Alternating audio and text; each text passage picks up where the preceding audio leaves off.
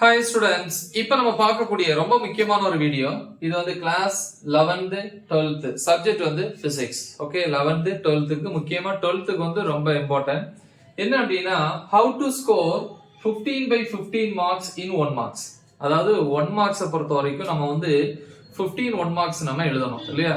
So அது வந்து quarterly எக்ஸாமா இருக்கட்டும், ஹாஃப் இயர்லி எக்ஸாமா இருக்கட்டும், இல்ல வந்து பப்ளிக் எக்ஸாம் ஆனுவல் எக்ஸாமா இருக்கட்டும், இது எல்லாமே வந்து பாத்தீங்கன்னா நம்ம வந்து 15 1 மார்க்ஸ் வந்து அட்டன் பண்ணணும். இந்த எல்லா 1 மார்க்ஸ்லயும் பாத்தீங்கன்னா 4 ஆப்ஷன் கொடுத்திருப்பாங்க. இந்த 4ல வந்து ஒண்ணா கரெக்டா டிக் பண்ணணும். அப்படி அந்த 15/15 மார்க்ஸை வந்து ஈஸியா வாங்குறதுக்கான டிப்ஸ் தான். ஏன்னா நல்லா ப்ரிப்பேர் பண்ணிட்டு போயிருப்பீங்க, அங்க போய் கொஸ்டின் பேப்பரை பார்த்து ஆப்ஷன்ஸை பார்த்து என்ன ஆயிருவீங்க, ஷாக் ஆயிருவீங்க, சின்ன சின்ன மைனூட் மிஸ்டேக்ஸை பண்ணுவீங்க. ஸோ அதை அவாய்ட் பண்றதுக்கு என்ன வழி அப்படிங்கறத பார்க்க போறோம். சரி பாப்போம். ஃபர்ஸ்ட் ஒரு எக்ஸாம்பிள் கொடுத்துருக்கோம் பாருங்க. இது 12th இருக்கிற ஒரு கொஸ்டின் தான். யூனிட் ஆஃப் எலக்ட்ரிக் ஃபீல்ட், அதாவது தமிழ்ல வந்து மின்புலத்தினுடைய அலகு அப்படின்னு சொல்லலாம். 11th ஸ்டாண்டர்ட் ஸ்டூடெண்ட்ஸும் இதை வாட்ச் பண்ணுங்க, உங்களுக்கு புரியும். சோ ஆப்ஷன்ஸ் பாத்தீங்கன்னா Newton coulomb, Newton coulomb power -1, volt metre power -1, D வந்து போத் பி அண்ட் சி. இப்ப நம்ம வந்து உடனே எலக்ட்ரிக் ஃபீல்ட், அதாவது மின்புலத்துக்கான ஃபார்முலா வந்து தெரிஞ்சுக்கணும் இல்லையா? Electric field E is equal to force experienced by a test charge Q naught அப்படின்னு போட்டுருப்போம், இல்ல Q போட்டுக்கலாம், whatever may be. Okay, so இது வந்து ஃபார்முலா.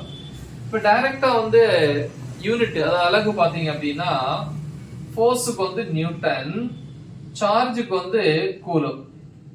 அது எல்லாருக்குமே தெரியும் இல்லையா? 11th ஸ்டாண்டர்ட் ஸ்டூடெண்ட்ஸ்க்கு இது நல்லா புரியும். உங்களுக்கு 12th தேவைப்படும், பாத்துக்கோங்க.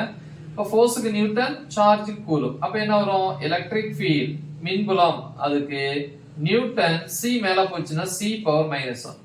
அப்ப நிறைய பேர் என்ன பண்ணுவீங்க அப்படின்னா, இதை பார்த்த உடனே இந்த செகண்ட் ஆப்ஷனை டிக் பண்ணுவீங்க.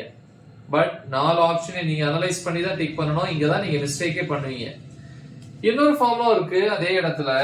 ஆர் எலக்ட்ரிக் ஃபீல்டுக்கும் பொட்டன்ஷியல் டிஃபரன்ஸுக்கும் உள்ள டிஃபரன்ஸ், ஒரு ரிலேஷன்ஸ், நாட் டிஃபரன்ஸ், ரிலேஷன். அதாவது மின்புலத்துக்கும் மின்னழுத்த வேறுபாட்டுக்கு இடையான தொடர்பு, அதுல ஒரு ஃபார்முலா இருக்கு. E is equal to -dV/dx இப்படின்னு ஒரு ஃபார்முலா வரும்.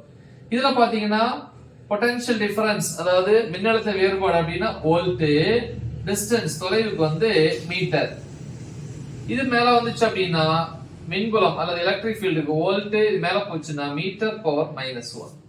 அப்படி பார்க்கும்போது சியும் கரெக்ட். அப்ப நீங்க என்ன பண்ணுவீங்க? Both B and C tick பண்ணி, இதான் கரெக்ட். ஓகேவா? அப்ப பியும் கரெக்ட், சியும் கரெக்ட். சோ அதனால D is the right answer. ஏன்னா ரெண்டுமே கரெக்ட். புரிஞ்சிருக்குன்னு நினைக்கிறேன். ஓகேவா? சோ இந்த மாதிரி வந்து 1 மார்க்ஸ் வந்து ஆன்சர்ஸ் வந்து கொடுத்திருப்பாங்க. சோ கரெக்டா வந்து அனலைஸ் பண்ணி இந்த மாதிரி டிக் பண்ணுங்க. ஓகேவா? சரி, சில நேரம் இப்படி ஒரு ஆப்ஷன் கொடுக்கல சார், கொடுக்காம டி ஆப்ஷன் வந்து சிம்பிளி வேற என்ன கொடுக்கலாம், இத மாத்தி கொடுக்கலாமா? Newton power -1 coulomb. இது கண்டிப்பா ஆன்சர்ல நமக்கே தெரியும், அதுல வரல, நியூட்டன் மேலதான் வருது. அப்ப ஃபர்ஸ்ட் கிடையாது, லாஸ்ட் கிடையாது. இந்த ரெண்டுல ரெண்டுமே கரெக்ட். ஏதாவது ஒண்ணுதான் நம்ம டிக் பண்ணணும். அப்ப எதுக்கு நீங்க இம்பார்ட்டன்ஸ் கொடுக்கணும் அப்படின்னா, ஃபர்ஸ்ட் ப்ரிஃபரன்ஸ் நீங்க கொடுக்க வேண்டியது டைரக்ட் யூனிட். டைரக்ட் யூனிட்ங்கிறது இதுதான் டைரக்ட். டைரக்டா டெஃபினிஷன், வரையறையில இருந்து வரக்கூடிய ஃபார்முலா பேஸ் பண்ணி வரக்கூடியது அதுதான். இது வந்து அப்ளை பண்ணி வருது, அப்ளிகேஷன். சோ இதுக்கு நீங்க செகண்ட் இம்பார்ட்டன்ஸ் தான் கொடுக்கணும். அப்படி வரும்போது B is the right answer. புரியுதா? அப்ப போத் பி அண்ட் சி ஒரு ஆப்ஷன் இருந்தா அதுதான் நீங்க டிக் பண்ணணும்.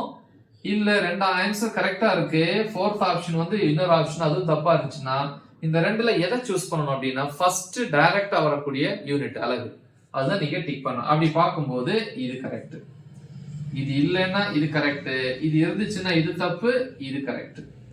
புரிஞ்சிருக்கும் இல்லையா? சோ இது வந்து ஃபர்ஸ்ட் ஒன். ரெண்டாவது பாருங்க, பெர்மிட்டிவிட்டி இன் ஃப்ரீ ஸ்பேஸ் வேல்யூ, அதாவது விடுதிறன், வெற்றிடத்தில் விடுதிறனுக்கான மதிப்பு. உடனே வந்து என்ன பண்ணணும், அது ரிலேட்டடான ஃபார்முலா வந்து நீங்க போடணும். அப்போ உங்களுக்கு ஈஸியா இருக்கும். சோ இது எதுல வரும் அப்படின்னா கூலும்ஸ் லால வரும். ஃபார்முலா என்ன? F is equal to 1/4πε0 into Q1 Q2 by R². இப்ப நமக்கு ε0 தான் வேணும். அப்ப இத மேல கொண்டு வாங்க.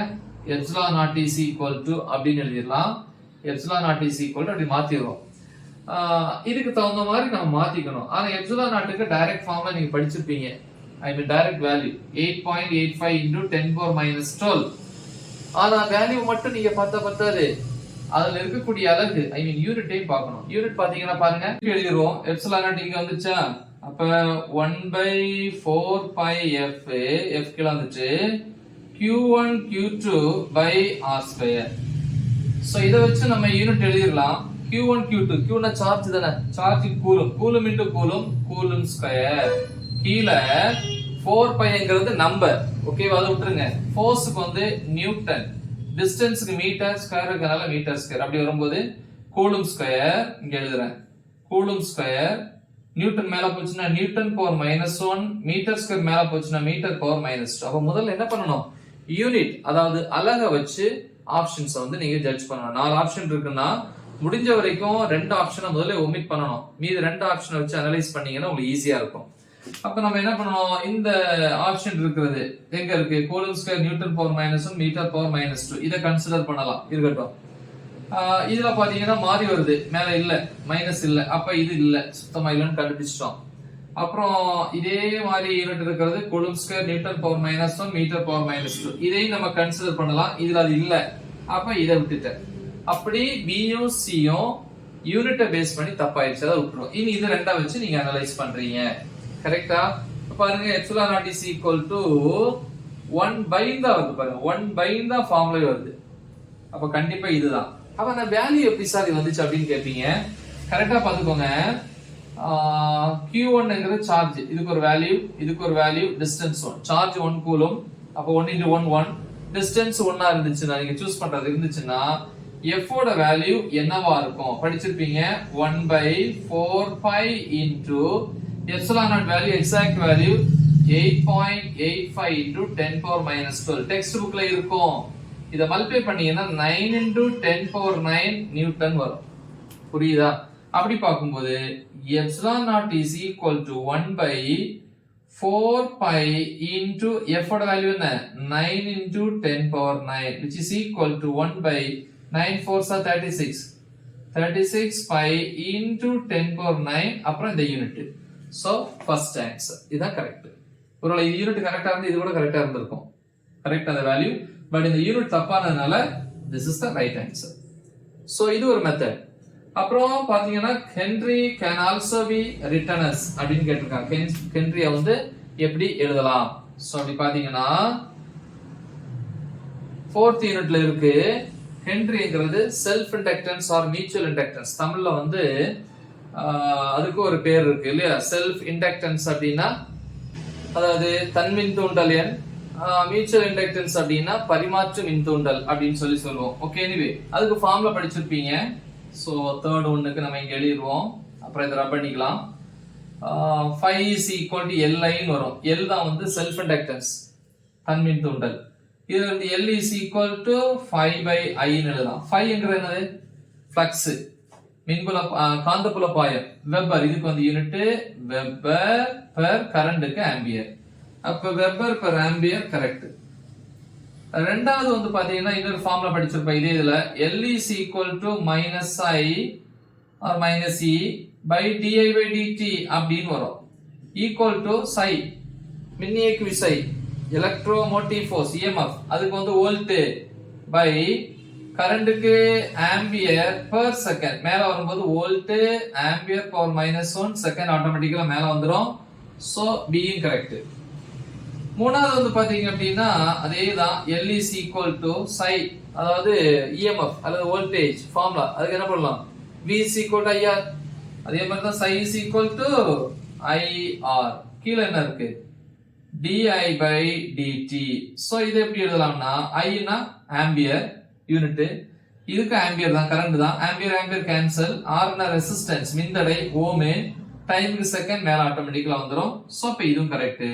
அதனால all of these are exact right answer. So இந்த மாதிரி தேர்ட் ஒன். இப்போ வந்து fourth one. So fourth one வந்து நீங்க 10thலயே பார்த்திருப்பீங்க. இங்க எழுதிடுவோம். fourth one என்ன அப்படின்னா SI unit of electric charge. Electric charge unit பொதுவா நீங்க எடுத்த உடனே கூலுமெட்டிக் பண்ணுவீங்க, கரெக்டா? கூலும் கரெக்ட் தான், ஆனா வேற ஏதாவது கரெக்டா இருக்குன்னு பார்க்கணும் இல்லையா? அப்ப வந்து ஃபார்முலா எழுதிக்கணும். இது எப்படின்னு பாத்துக்கணும். நம்ம ஃபார்முலா படிச்சிருப்போம், I is equal to Q/T. அப்ப Q is equal to cross multiplicationல IT. So I na ampere, T na second. Ampere secondம் Q என்கிற சார்ஜோட யூனிட் தான். அப்ப இதுவும் கரெக்ட். அப்புறம் வேற என்ன சார் யூனிட் அப்படின்னு பாத்தீங்கன்னா இதே ஃபார்முலால Q is equal to IT equal to ஓம்ஸ்ல ஃபார்முலா என்ன? V is equal to IR. அப்ப I equal to V by R into T. அப்ப வோல்ட், டைமுக்கு செகண்ட், ரெசிஸ்டன்ஸுக்கு ஓம் மேல வரும்போது ஓம் பவர் மைனஸ். சோ இதுவும் கரெக்ட். சோ மொத்தத்திலே ஆல் ஆஃப் தீஸ் வந்து கரெக்ட். சோ இந்த மாதிரி கொடுக்கக்கூடிய ஆப்ஷன்ஸ் வந்து நீங்க அனலைஸ் பண்ணி டிக் பண்ணீங்க அப்படின்னா எழுதுனீங்க அப்படின்னா கண்டிப்பா நம்ம ஃபுல் மார்க்ஸ் வந்து ஸ்கோர் பண்ணலாம். சோ நல்லா தெளிவா பிராக்டிஸ் பண்ணுங்க. மறக்காம இது உங்க ஃப்ரெண்ட்ஸுக்கு ஷேர் பண்ணுங்க. Right the example. All the best. Thank you.